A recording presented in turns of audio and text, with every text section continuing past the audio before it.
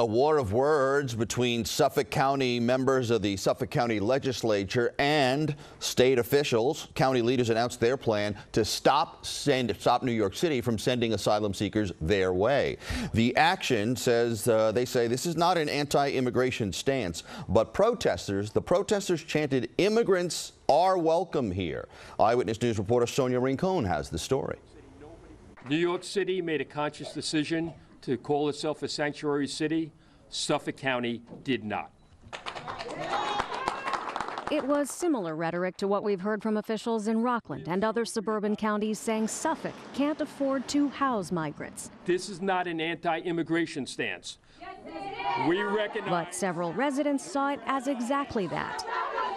We recognize. Some brought signs saying, "Remember Marcelo Lucero, an Ecuadorian immigrant killed in Patchogue 15 years ago in a hate crime." We spend tens of billions of dollars sending money. At times, the officials could barely finish their sentences. That's wrong, lady. No, you shut up. Congressman Nick LaLota blamed New York City for welcoming migrants and sheltering them. And those folks who have created this mess owe the responsibility to pay for this mess. There were supporters in the crowd. And my taxes should not go to illegals because they have gave nothing to this country. But others calling that rhetoric disappointing, divisive, and xenophobic. The level of hatred that I've heard in this room today, it's really upsetting. It is not who we're supposed to be as Americans. It really falls short of who we say we are and what we are supposed to live up to. The mayor today making yet another plea for federal help with the crisis. 42,000 are still in our care, and we are seeing around several hundreds a day. Last week, several days, we received over 900. This is just not sustainable. In response to Suffolk County officials today, the mayor's spokesman went on to say we need counties, cities, and towns across the state to do their part as well, especially when New York City is willing to pay for shelter, food, and more. In most areas, we're not even asking localities to help manage 0.25% of the asylum seekers that have arrived in New York City. And again, with New York covering the costs. Orange and Rockland counties are suing the city to stop it from bringing migrants to hotels there. Suffolk County's executive has only said his county will be both fiscally responsible and humane, but the town of Riverhead has declared an emergency in order to stop its shelters from accepting asylum seekers. In the newsroom, Sonia Rincon, Channel 7 Eyewitness News. Mayor Eric Adams says the city has seen a surge of migrants. Adams says in the last week alone, more than 900 asylum seekers arrived in Manhattan. The mayor says based on the number of migrants arriving on buses, the city is projected to spend close to $4.3 billion, and that total continues to rise. And the hefty price tag is taking its toll on the city's hotel industry and the city's economy. Rooms typically used and paid for by tourists are now filled with migrants and paid by the city. Sean Cullen paid for a room and was denied entry at the Holiday Inn LaGuardia West Hotel. Well, now he wants to sound the alarm on the issue. He spoke to Eyewitness News reporter Anthony Carlo.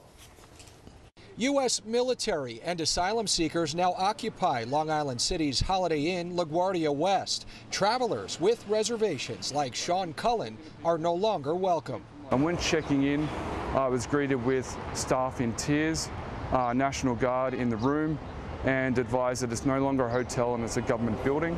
What was supposed to be a relaxing trip quickly turned into a travel nightmare.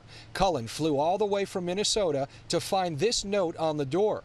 Due to unforeseen circumstances at our property, we are not able to accommodate your reservation, it reads, dated May 15th, a day before his arrival. He says there was no heads up, no warning. It was awful. Awful for me, it was awful for my guests who flew from Australia, 38 hours, to sit in a lobby for 7 hours and no action from IHG.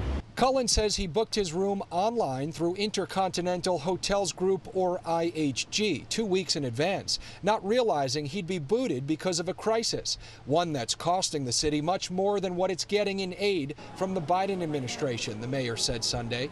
We've spent over $1 billion. When you look at the price tag, $30 million comes nowhere near what this city is paying for a national problem. Mayor Adams' office says the city is using more than 150 hotels to shelter more than 41,000 asylum seekers. That's over 40% of hotels with 51 to 200 units.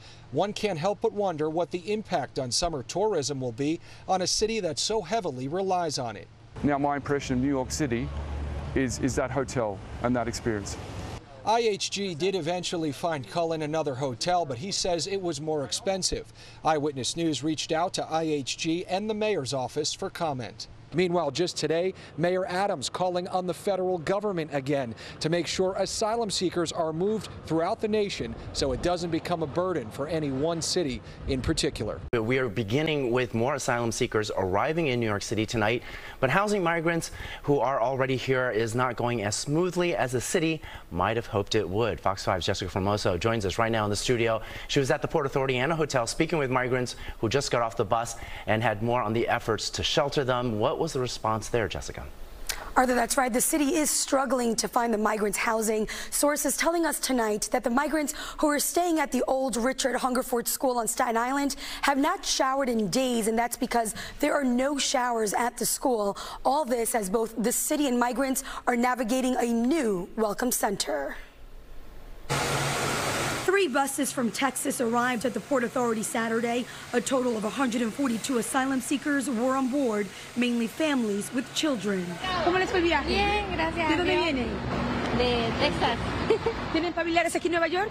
Sí. The Port Authority is no longer considered a welcome center since Friday, when the Roosevelt Hotel in Midtown opened as the city's latest intake center and shelter. Once off this bus, the migrants got on MTA buses and transported to the Roosevelt Hotel. We've sent a lot of families over there.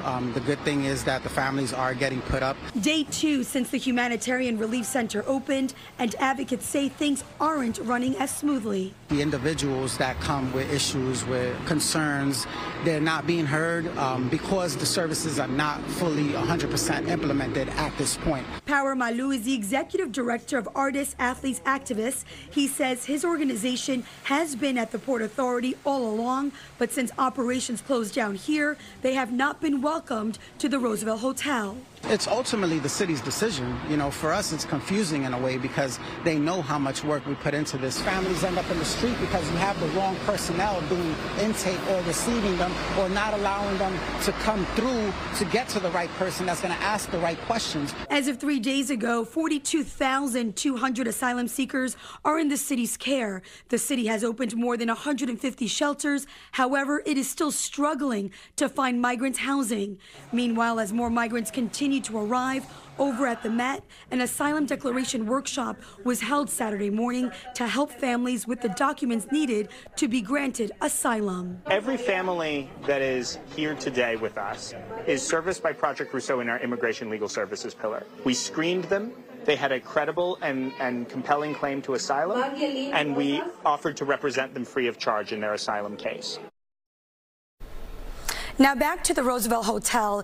It is being used, as you heard, as a family shelter, so it's families with children. We know that 175 rooms have been blocked off, and more rooms are expected to come online in the coming days. Now, we reached out to the city to see if all 175 rooms are fully occupied by this time, but they could not tell us, stating that they don't give specific site numbers. But if you do the math of how many asylum seekers came in yesterday and today, which were mainly families, we can say if it's not fully occupied, close to. Arthur? It seems like it's not sustainable. All right. Thanks very much, Jessica.